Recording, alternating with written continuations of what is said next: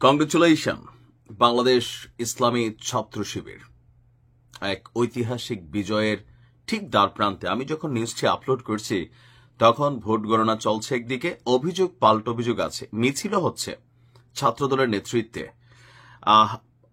Total সিস্টেমে বা এ পর্যন্ত আমরা যতগুলো নিউজ দেখছি বা প্রেডিকশন যা বলছে, এর নির্বাচনে বাংলাদেশ ছাত্র শিবির যাদের যে প্যানেল আছে সাদিক কায়েম এবং এস এম ফরহাদের নেতৃত্বে যে টিম, তারাই আগামীতে ডাকসুকে শাসন করতে যাচ্ছে বলি বা ধরে নেতৃত্ব দিতে যাচ্ছে।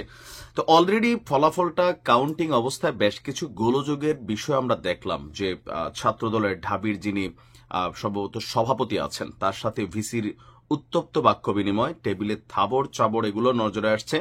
পাশাপাশি শিবিরের প্রার্থীর প্রতি যে প্রক্টর ছিলেন, ওনার যে সৌহার্দ্যপূর্ণ আচরণ, এই অভিযোগও আছে ছাত্রদলের। কয়েকটা ফুটেজও আমরা দেখলাম। এর পাশাপাশি ভোট গণনার সময় সাদিক কায়েম প্রবেশ করেছেন, আবিদকে প্রবেশ করতে দেওয়া হয়নি, এইরকম বেশ কয়েকটা অভিযোগও আছে। জরুরি সংবাদ সম্মেলন এই মুহূর্তে ছাত্রদলের পক্ষ থেকে করা হচ্ছে, আবার পাশাপাশি ছাত্র শিবিরের পক্ষ থেকে করা হচ্ছে। সাদিক কায়েমরে আমরা আবার দেখলাম যে একটু আগে সংবাদ সম্মেলনটা বাহিরে আছে। আবার ভোটের গণনার সময় হঠাৎ করে এলইডি স্ক্রিন বন্ধ হয়ে যাওয়া, তো সেখান থেকে আরেকটা হট্টগোলের বিষয় সামনে আসছে। ওভারঅল আজকের এই নির্বাচনে শিবির সমর্থিত শিক্ষকরা ছিলেন বা শিবিরকে জিতানোর জন্য নির্বাচন করা হয়েছে অভিযোগ ছাত্রদলের। পাশাপাশি আপনি অন্যান্য যারা এখানে পরাজয়ের দিকে আছেন যে সকল প্রার্থীরা, তাদেরও কিন্তু মোটামুটি একটা বড় অভিযোগ যে টোটাল এই ঢাবি ভিসি প্রশাসন বেসিক্যালি আপনার শিবিরকে সাপোর্ট করেছে। এখন প্রশাসনের সাপোর্টে কি পাশ করা যায়, ভোট গণনাতে কি কারচুপি করার সুযোগ আছে?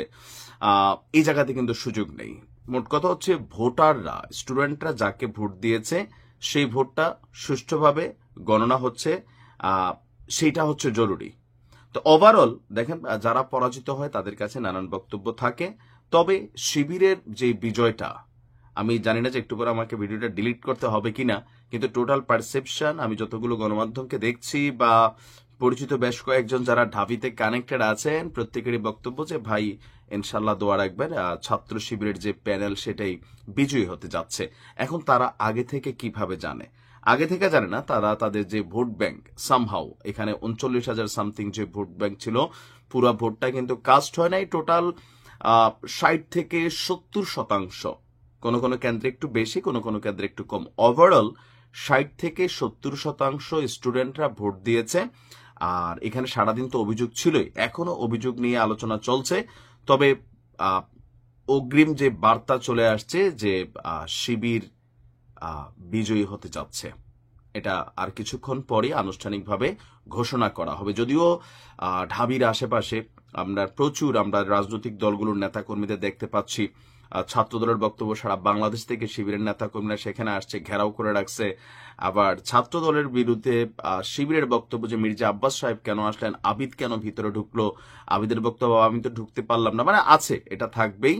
আবার ঢাবির যিনি ভিসি আছেন, তিনি বেসিক্যালি আপনার জামাত সমর্থিত একজন ব্যক্তিত্ব, এটাও কিন্তু ছাত্রদলের দাবি আছে। তো সবকিছু মিলিয়ে ওভারঅল আপনার নির্বাচনের রেজাল্টটা শিবিরের পক্ষেই যাচ্ছে, ভোটের মাধ্যমেই যাচ্ছে। এখন ভোটের ব্যালটের মধ্যে তো আর কোনো কাহিনী করার সুযোগ নাই। এখন এটা হয়তো আপনারা একটু পরে আনুষ্ঠানিক ঘোষণা পাবেন। তো কংগ্রেচুলেশন, দেখা যাক কি হয়।